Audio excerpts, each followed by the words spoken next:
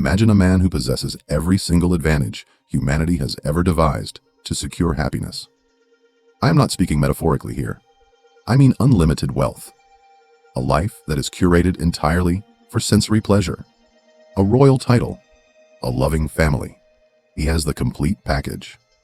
On top of all that, he has total, absolute isolation from the ugly, grinding realities of the world. He is living the dream that most people spend their entire lives chasing. It sounds like the ultimate fantasy, the absolute pinnacle of human success. But then, picture this same man. It is the middle of the night. He is standing over his sleeping wife and his newborn child. The air is perfumed. The silk sheets are soft. The palace walls are thick. He looks at them. He turns his back. He walks out into a dark, sheer tiger-infested forest with nothing but the clothes on his back. He chooses homelessness over a kingdom. He chooses total uncertainty over absolute security. It is arguably one of the most dramatic and consequential exits in all of human history. It poses the central question that we still struggle with today, maybe even more so in our consumer-driven world. Why? Why would a prince choose homelessness? Why would a man who had everything decide that it was actually nothing? That is the question. It is the question that launched a global philosophy, a religion. It challenges the very definition of what value even is. So today, we are stripping away the gold paint, the clouds of incense, and the serene statues. We are looking at the man, Siddhartha Gautama, the human being. We want to find the human being behind the icon, the radical, the rebellious, and the deeply complex figure who shook the foundations of ancient India and changed the trajectory of the world for the next 2,500 years. You are listening to History Titans. If you enjoy uncovering the raw truth behind the legends, make sure to like this video and subscribe to our channel for more deep dives into the past. It is an incredibly complex picture. We have to be honest right from the start. We are dealing with a mix of history, legend, archaeology, and philosophy. It is a detective story where the clues are thousands of years old. We are tracking his entire arc today. We aren't just doing the highlight reel. We are going from the miraculous birth and that famous gilded cage of his youth through the starvation years, the specific mechanics of his enlightenment, the political intrigues which were far more cutthroat than people realize, and finally, his very human, physically painful death. We are pulling from the ancient Pali canons, which are some of the earliest preserved oral traditions, but we are also cross-referencing them with modern archaeological reports and historical analyses of India in the 5th and 6th centuries BC. Let us ground this in reality first. We have to start with the setting. Geographically, we are in the foothills of the Himalayas. This is the region that straddles the modern border between Nepal and India. The terrain is lush, it is fertile, and it was strategically important. But politically, this is where many people get the wrong impression. Siddhartha was not born into a massive centralized empire, like the Mauryan Empire that would come later. He was born into the Shakya Republic. That contradicts the storybook version. Prince is the traditional translation, but it is a bit misleading. The Shakyas were an oligarchy, a Gana Sangha. They were ruled by a council of elite warrior aristocrat families. His father, Siddhartha, was a Raja. Now, in later periods, Raja absolutely means king. But in this specific context and time period, it meant something more like a chief executive or a leader among equals. He was the elected head of that council.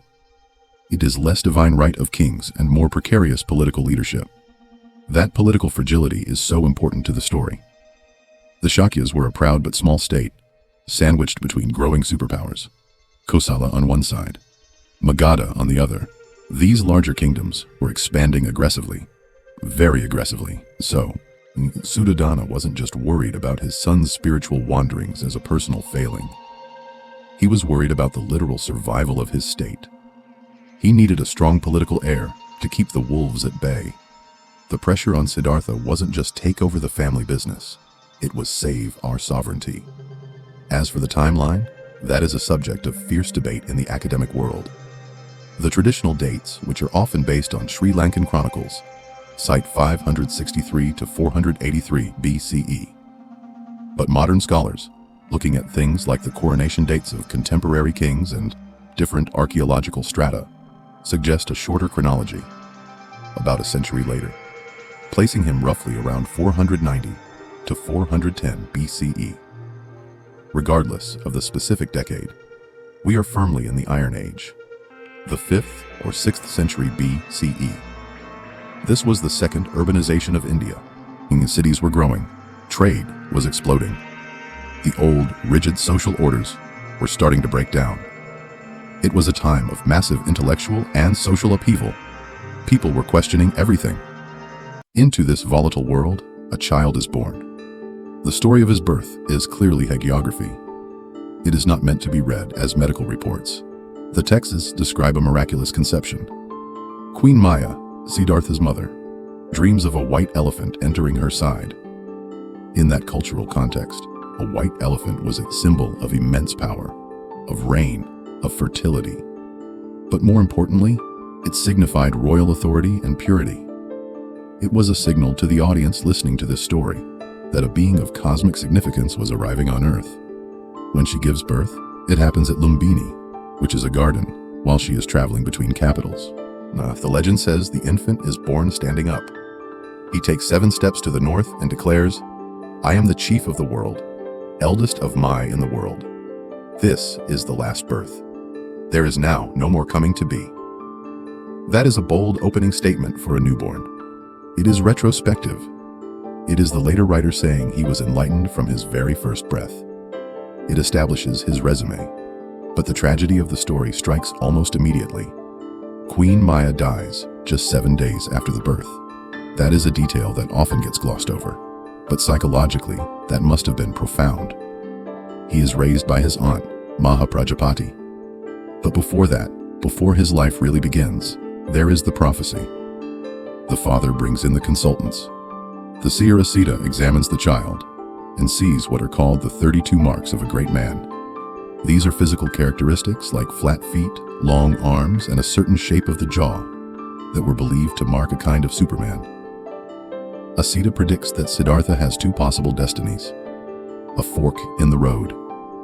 He will either become a Chakravartin, a wheel-turning monarch, and world conqueror who unites all lands under one righteous rule. Or he will become a Buddha, an awakened one who conquers suffering itself and renounces the world. 2 very different definitions of conquest. One conquers territory, the other conquers the mind. Suddhodana is a politician. He has a very clear preference. He wants a successor to secure the Shakya legacy.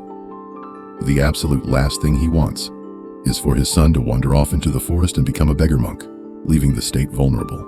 And so he decides to engineer his son's environment to guarantee the first outcome and prevent the second. It is an act of extreme social engineering. To prevent the Buddha prophecy from coming true, Suddhodana decides to curate a perfect world. The logic is simple. If Siddhartha never sees suffering, he will never be motivated to seek a spiritual solution to it. If life is absolutely perfect, why would you ever leave? So he locks him inside the palace complex. The text describes 3 different palaces for the monsoon, winter, and summer. He is surrounded by beautiful musicians, the finest foods, and total luxury. But the crucial part is the censorship. Suddhodana explicitly orders that anyone who is old, sick, or dying must be removed from the prince's sight. Dead leaves are swept from the paths before he can see them. Wilted flowers are replaced instantly. It is a curated reality. He is living inside a bubble of perpetual youth and pleasure. It is a sensory overload designed to create an addiction to the material world. But where did this actually happen? The search for Kapilavastu, the capital of the Shakyas, has been a century-long and sometimes heated controversy. There are 2 main contenders, Tilaurakot in Nepal and Piprawa in India. They are only about 20 kilometers apart. The modern border splits the ancient territory right down the middle. On the Nepal side, at Tilaurakot, excavations have revealed a planned city with a central complex, massive fortification walls, and a moat. Recent work by Durham University and the government of Nepal used ground-penetrating radar. They uncovered post holes for huge timber structures that date back to the 6th century BCE. It aligns perfectly with the timeline. It looks like a proper administrative center. However, on the Indian side at Piprawa, a British landowner named William Pepe discovered a large stupa burial mound back in 1898. Inside, he found a soapstone reliquary urn. On it was an inscription in Brahmi script. It is the smoking gun. The inscription links the site directly to the Shakya clan and to the Buddha himself. It is incredibly strong evidence. A leading theory is that the Shakyas controlled a region that encompassed both sites. Perhaps one was the administrative capital, and the other was the religious or funerary site. But if you look at the sheer scale of the fortifications at Tillarakat, it feels like the gilded cage we are describing. Let us imagine him there. He is 29 years old. He is married to a woman named Yashodhara. He has everything, but the father's grand strategy fails. You can hide a sick person from sight, but you cannot hide the internal human condition. The texts call it dukkha. Even with all the luxury, Siddhartha feels a profound dissatisfaction. It is an itch in the back of his mind. He senses that all this pleasure is fragile, that it is temporary. So he demands to go outside. He wants to see the real world. This leads to the 4 sights. This was not just him looking out a window. This was a psychological shattering, a total collision with reality. Suddhodana tries to sanitize the route, ordering the streets cleaned and the sick people hidden away. But the texts say the gods intervened to reveal the truth. We can read that as the inevitability of reality breaking through any barrier. Sight number 1, an old man. Siddhartha sees a man who is bent over, leaning on a staff. His hair is white. His skin is wrinkled. He is trembling. Siddhartha literally does not know what he is looking at. He has no concept for it. He asks his charioteer, Channa, what that is. Channa has to explain. That is an old man. It is not unique to him. It happens to everyone.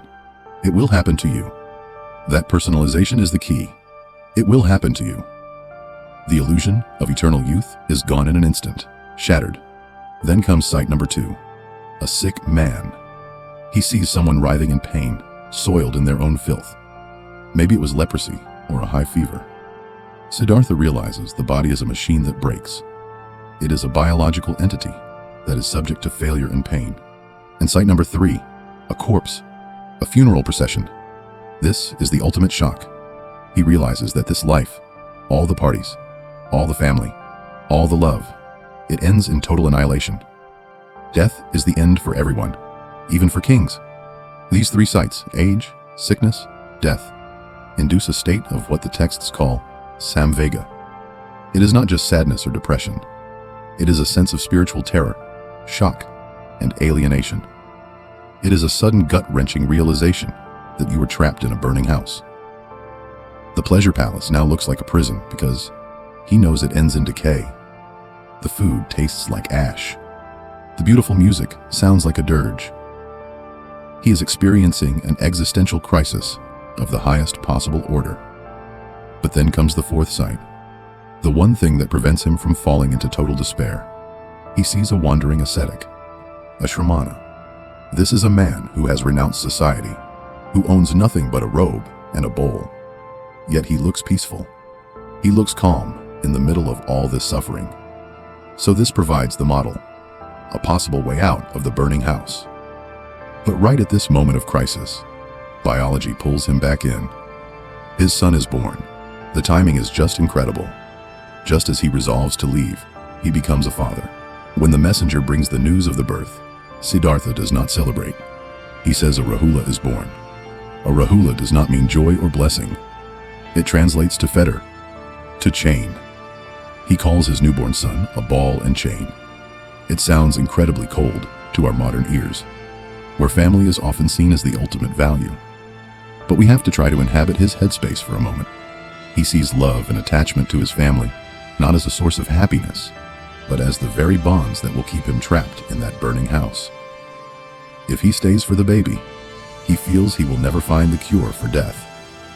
Not for himself, and not for his son. So he views leaving as the ultimately compassionate act to find a solution for everyone. That is how he frames it. So the great renunciation happens. The texts describe it almost like a stealth mission. In the dead of night, he looks at his wife, Yashodhara, and the baby, but he does not wake them. He knows if he wakes them, his resolve might crumble. He mounts his horse, Kanthaka, and rides out with his charioteer, Channa. At the edge of the forest, the transition happens. He takes his dagger and cuts off his long royal hair, a symbol of his caste and his status. He trades his silk robes for the rags of a common hunter. He sends his horse and Channa back. Siddhartha, the prince, is dead. The seeker is born. This begins the phase of extremes. This is a part of the story that often gets compressed, but he did not just go sit under a tree immediately. He spent 6 years trying the hardest, most advanced spiritual techniques available in India at the time. He went shopping for a guru. He entered the marketplace of religions. Iron Age India was full of gurus, philosophers, and ascetics, all with their own theories. He started by seeking out the most renowned teachers, Alara Kalama and Uddaka Ramaputra. These were not just guys on a street corner. These were the Ivy League professors of meditation. They taught what are called the formless absorptions, or jhanas. Alara Kalama taught the sphere of nothingness. Uddaka Ramaputra taught the sphere of neither perception nor non-perception. It is a state of deep, deep trance where the mind is virtually still. You transcend all sensory input, all thought, all concepts, until you are abiding in a state that can only be described as nothingness. It is an extremely refined state of consciousness. Siddhartha was a star pupil. He mastered them almost instantly. He could enter these states at will. His teachers were so impressed they asked him to lead their schools with them, but he rejected them. Because the peace was temporary, it was a conditioned state. When he came out of the trance, the world was still there. Old age, sickness, and death were still waiting for him. It was like taking a powerful painkiller. It numbs the pain for a while, but it does not cure the underlying disease. He wanted a cure, not a vacation from reality. He wanted a permanent solution. So he leaves the teachers. If mental absorption did not work, and sensory indulgence did not work, he decides to try the only thing left: physical punishment, the path of the ascetic. This is where the pendulum swings all the way to the complete opposite extreme. He joins a group of 5 other ascetics. Their core belief was that the body is the enemy. The body is the source of desire. So if you can beat the body into submission through pain and deprivation, the spirit will be liberated. We have all seen the fasting Buddhist statues, the ones where he looks like a literal skeleton. That is from this period. The anatomical detail on those statues is terrifyingly accurate based on the texts. You can see the string of his spine through the skin of his stomach. The texts say he reduced his food to a single grain of rice a day, sometimes just a single jujube fruit, or even soup made from wild grass. It is self-torture. He also practiced extreme breath control, holding his breath until the air pressure caused a roaring sound in his ears, and he felt like his head was being split open with a sword. This is extreme biohacking. He is pushing human physiology to its absolute breaking point. He was trying to burn out his past karma through sheer force of will and suffering. He slept on beds of nails or in charnel grounds, cemeteries next to rotting corpses to confront the reality of death. He did this for years, and the result was failure. Total, abject failure. One day he collapses while bathing in a river. He's lying in the dust, too weak to even move. He touches his stomach, and he can feel his backbone. He has this profound realization: I am dying, and I am no closer to the truth than when I was a prince living in luxury. That moment of realization must have been absolutely devastating, to invest 6 years of agony and realize it was a complete dead end. It is the moment the pendulum finally swings back to the center. He realizes that a starving, tortured body leads to a confused and weakened mind. You cannot achieve mental clarity when your brain is starved of glucose.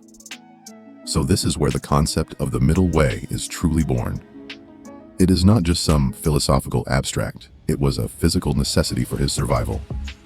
And right then, a memory from his childhood surfaces.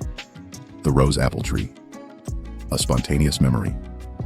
He remembers sitting under a rose apple tree as a young boy, just watching his father work the fields. He was not fasting. He was not holding his breath. He was not torturing himself. He was just sitting, and he felt a natural, unforced state of joy and clarity. A jhana. He realizes that joy is not the enemy, that pleasure is not necessarily the problem. He realizes that a healthy body is a prerequisite for a healthy mind, so he decides to eat. And this is where Sujata comes in. A village girl named Sujata sees him by the river. She thinks he is the tree spirit because he is so emaciated and still. She offers him a golden bowl full of rice milk pudding. It is dense, caloric, rich food, and he eats it. It is the first real meal he has had in years. His friends, the 5 ascetics who were with him, are horrified. In their worldview, eating is a sign of weakness, of giving up. They say Gautama has given up the struggle. He has returned to luxury. They abandon him on the spot. So now he is truly, completely alone. He has rejected the palace. He has rejected the most famous meditation teachers. And now he has been rejected by his ascetic peers. He has no roadmap left. He is completely isolated. He takes a bundle of kusa grass for a seat and walks to a large peepal tree, what we now call the Bodhi tree, in a place called Bodh Gaya. He sits down facing east. He makes a vow of utter, unbreakable determination. Let my skin and sinews and bones dry up, and my flesh and blood waste away. I will not move from this spot until I attain supreme wisdom. This is it, the climax, the battle under the tree. Tradition personifies this immense internal struggle as a literal battle with a demon king named Mara. Mara is a fascinating figure. He is the tempter, the lord of illusion. He is the personification of desire, of death, and of everything that binds beings to samsara, the cycle of birth and death. He does not want Siddhartha to escape his realm. Psychologically, you can view Mara as the externalization of Siddhartha's own shadow. He is Siddhartha's own internal struggles made manifest. His doubts, his lusts, his fears, his memories of his wife and child, his sense of social duty. Everything he left behind comes back for one final assault. First, Mara tries violence. He sends his armies of demons. He unleashes storms of rocks and fire and arrows. But Siddhartha is in such a deep state of metta, of universal loving kindness, that the weapons turn into flowers before they can touch him. Brute force does not work. So Mara tries seduction. He sends his 3 beautiful daughters. Their names are Tanha, craving, Arati, aversion, and Raga, passion. They dance and try to seduce him. Siddhartha looks at them, and with his meditative insight, sees through the illusion of their beauty. He sees the biological reality. He sees them aging, decaying, eventually becoming nothing but bones. He is not moved in the slightest. Violence fails. Seduction fails. So Mara has one card left to play. The card of imposter syndrome. The weapon of doubt. Mara looks at him and asks, "Who do you think you are? You are a failed prince and a failed ascetic. You have no right to this seat of enlightenment. Who is your witness? You are all alone." That is a powerful argument, because he is alone. Everyone has left him. This leads to the most iconic gesture in all of Buddhist art, the Bhuma Sparsha Mudra, the earth-touching gesture. Siddhartha moves his right hand from his lap and simply touches the ground. He says, "The earth is my witness." He calls upon the planet itself, which has supported him through countless lifetimes of striving, to testify on his behalf. The texts say the earth roared in response. Mara is defeated. Mara vanishes. Now the mind is clear. The battle is over. We enter the 3 watches of the night. This is where we move from legend to the core of the philosophy. In the first watch of the night, from dusk till about 10 p.m., he accesses the memory of his own past lives. He sees the infinite chain of birth, death, and rebirth that he himself has endured. He sees the scale of the problem firsthand, an unimaginable scale. In the second watch, from 10 p.m. to 2 a.m., he develops the divine eye. He sees the death and rebirth of all beings across the universe. He sees the mechanism of karma, how wholesome actions lead to good rebirths, and unwholesome actions lead to painful ones. He sees that it is not random. It is a natural law, like gravity. And the third watch, from 2 a.m. until dawn. This is the breakthrough, the core of his discovery. He discovers pratitya samutpada, dependent origination. It is the linchpin of his entire teaching. It means that nothing exists in isolation.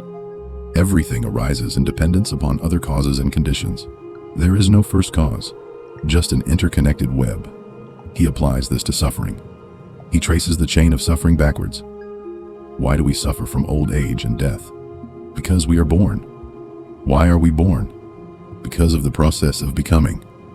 Why is there becoming? Because of clinging to things. Why do we cling? Because of craving. And he keeps going all the way back.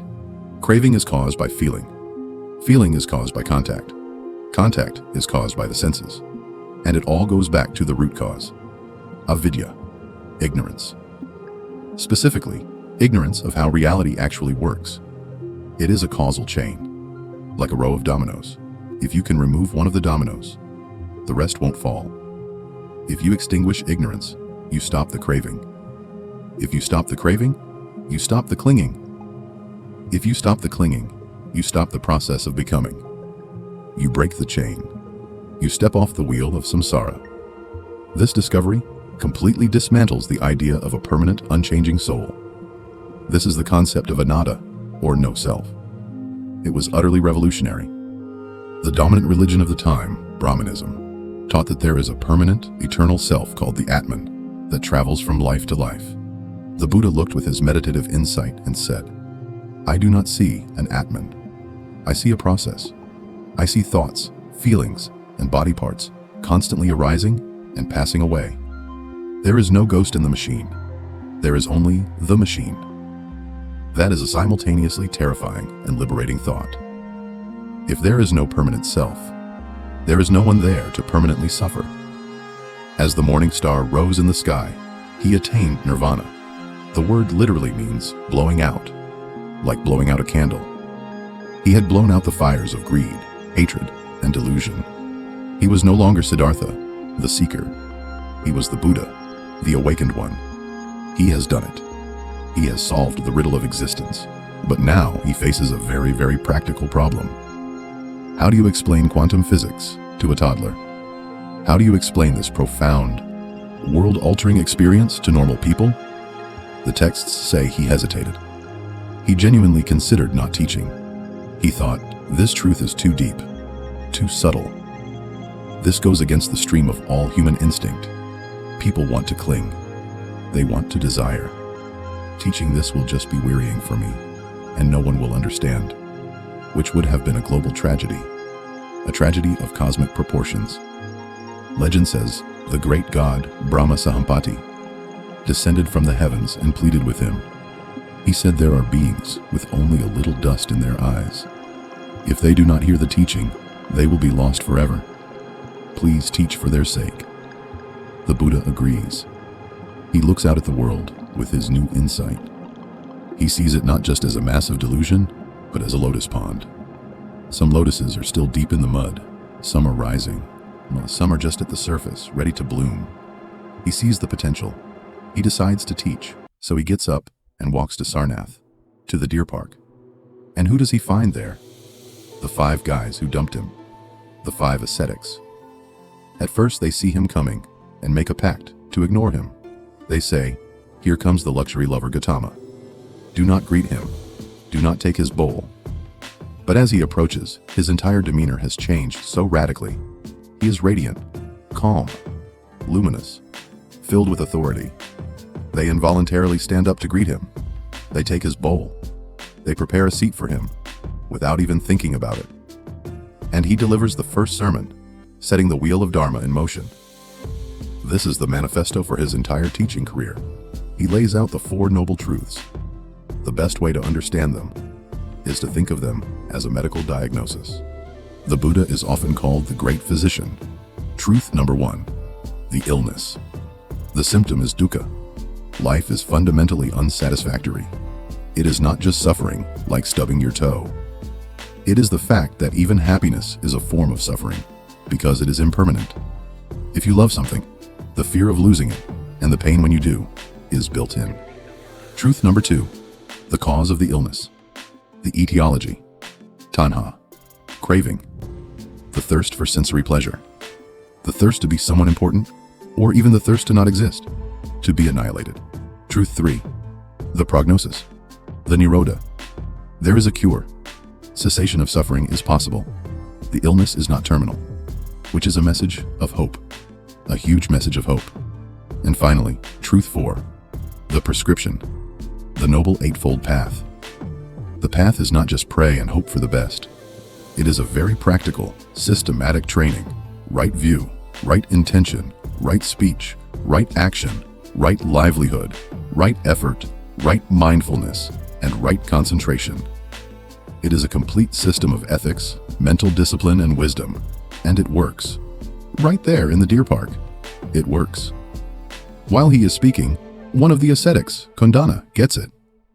The texts say, the dust-free, stainless eye of the Dharma arose in him. He has the aha moment. He becomes the first stream enterer, the first of the Buddha's enlightened disciples. The Sangha, the community of the awakened, is born.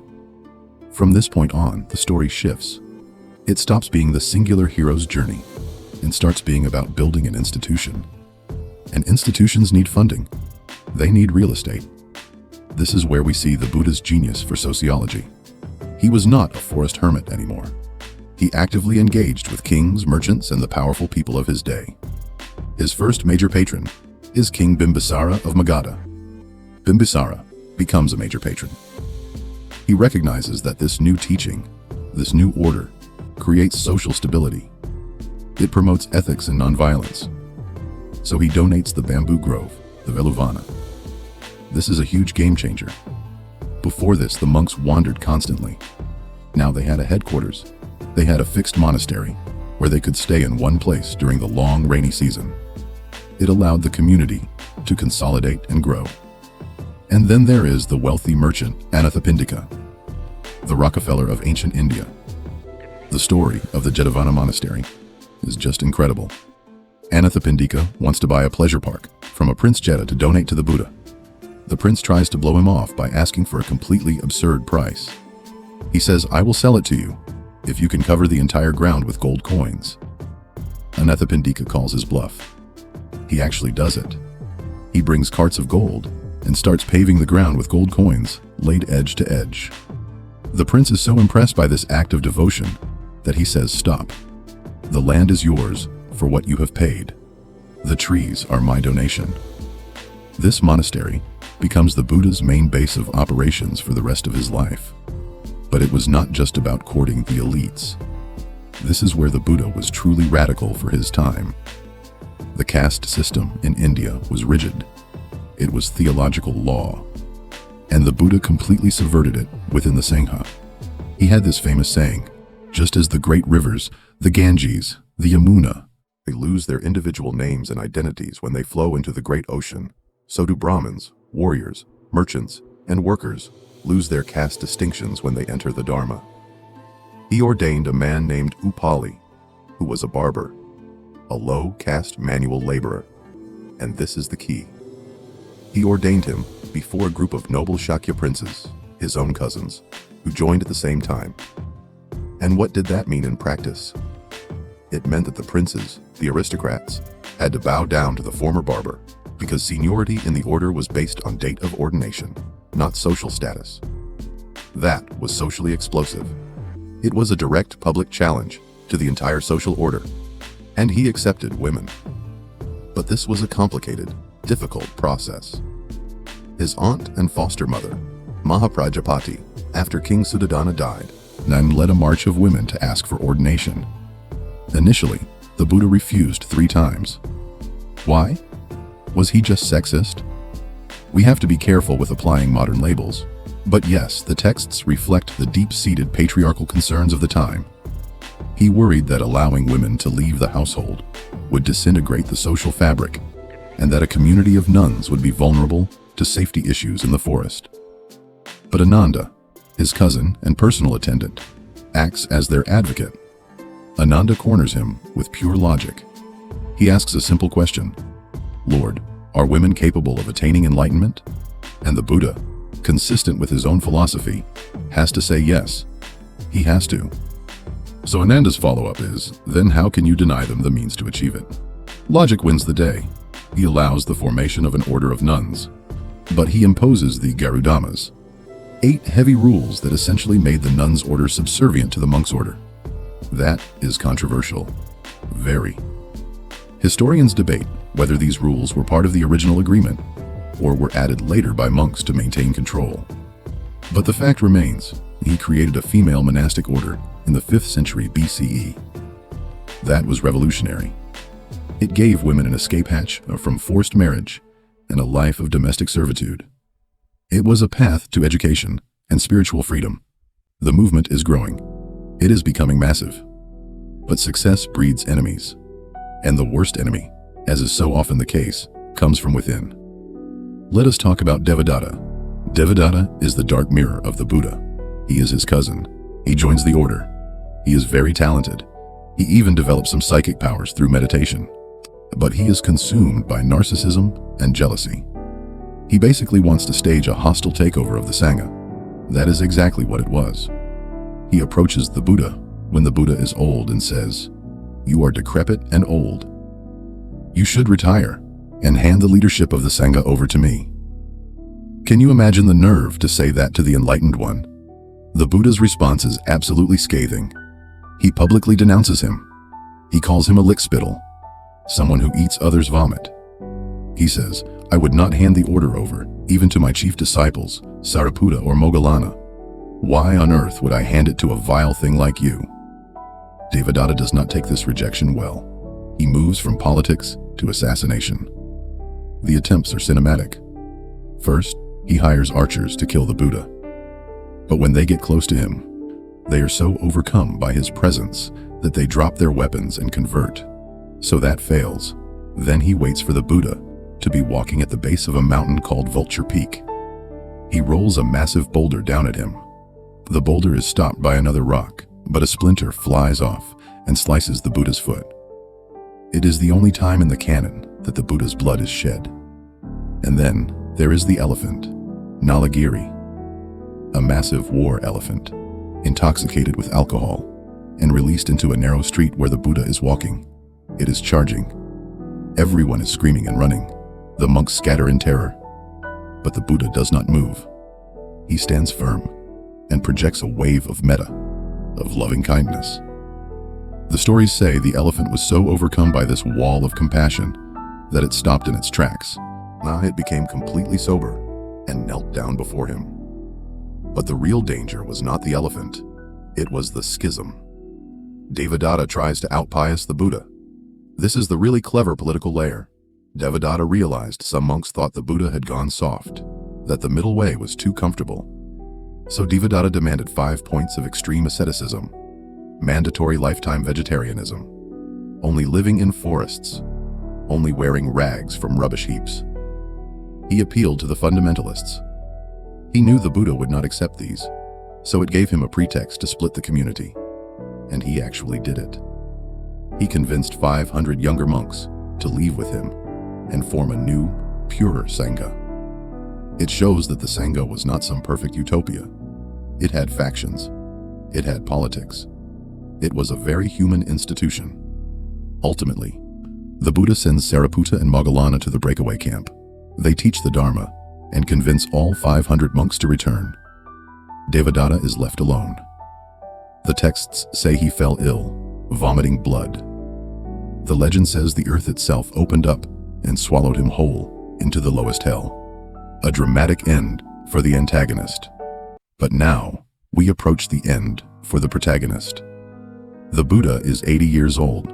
The texts are heartbreakingly honest about his physical condition. There is no sugarcoating it. He tells his attendant Ananda, I am old, Ananda. My body is like an old cart held together with straps and bindings. He suffers from chronic back pain. On his final journey, he needs to stop and rest often. This is not a god pretending to be human. This is a human body failing after a long life. And yet, he refuses to appoint a successor. He is absolutely adamant on this point. Ananda begs him to name a leader. The Buddha says, "What more does the Sangha expect of me? I have taught the Dharma without making any distinction between esoteric and exoteric doctrine." He tells them, "Be islands unto yourselves." He wants them to rely on the teaching, the Dharma, as their guide, not on a personality cult. He is democratizing enlightenment to the very end. The final episode of his life takes place at the home of Kunda the blacksmith. The last meal, the controversy of the Sukarma Dharma. Kunda, a devout layman, serves the Buddha a special dish. The Buddha, perhaps using his insight, senses something is wrong with it. He eats it himself, but he forbids Kunda from serving it to any of the other monks. He orders the leftovers buried. He knew it was tainted. The debate is endless. Was Sukarma Dharma soft pork, as one translation suggests? Or was it what pigs delight in, which could mean truffles or some kind of mushroom? We do not know for sure, but medically, the result was violent dysentery, bloody flux, severe dehydration, and intense pain. Some modern doctors have analyzed the symptoms and suggest it might have been a mesenteric infarction, a loss of blood supply to the gut, which can happen in old age. It sounds like an agonizing way to die, and yet his mind remains completely untouched by the physical pain. His immediate concern is for Kunda. He knows people will blame the blacksmith for his death. So he turns to Ananda and says, "Go to Kunda. Tell him not to feel remorse. Tell him that there are two meals that offer equal immeasurable merit. The meal before one's enlightenment and the meal before one's final passing away. Tell him he has gained great merit. He absolves him of all blame. That is just profound compassion, even on his deathbed." He arrives at the town of Kushinagar. He lies down between two sal trees. Even then, he is still working. A wanderer named Subhata shows up wanting to argue philosophy. The monks try to block him, saying the master is tired, but the Buddha overhears and says, "Let him in. Don't turn him away." He teaches and converts Subhata right there on his deathbed. He was his very last disciple. And then the final words. He asks the monks one last time if they have any questions or doubts. They are silent. He then says his final utterance. "All compounded things are subject to decay. Strive on with earnestness. Apamena." It is a call to action. Do not worship me. Do not build statues. Do the work. That is the final message. Then he passes through the meditative absorptions, the jhanas, one last time. He enters parinirvana, the final blowing out. The candle is extinguished. So as we look back at this incredible arc, from the prince in the silk palace to the old man dying in pain under two trees, what is the ultimate takeaway? For me, it is that he never asked for blind faith. His constant refrain was ehupasiko, come and see for yourself. He offered a method, not a dogma. He offered a technique for investigating your own mind. He showed that it is possible to face the inevitable sufferings of life, aging, sickness, death, betrayal, to face them with complete dignity, compassion, and peace. He did not escape reality. He mastered the response to it. He found a peace that was not dependent on external conditions. He spent 45 years teaching people how to end suffering, yet his own life ended in physical pain and political betrayal. Maybe that is the ultimate lesson. It is not that we can escape the world. It is about how we can maintain composure and compassion within the inevitable storms of life. If you enjoyed this exploration of the Buddha's life, there are countless more stories from the ancient world just waiting for you. Make sure you are subscribed to the History Titans channel. Share this audio with a friend who loves history. Leave a like to let the algorithm know you want more deep dives just like this one. Keep learning. We will see you next time.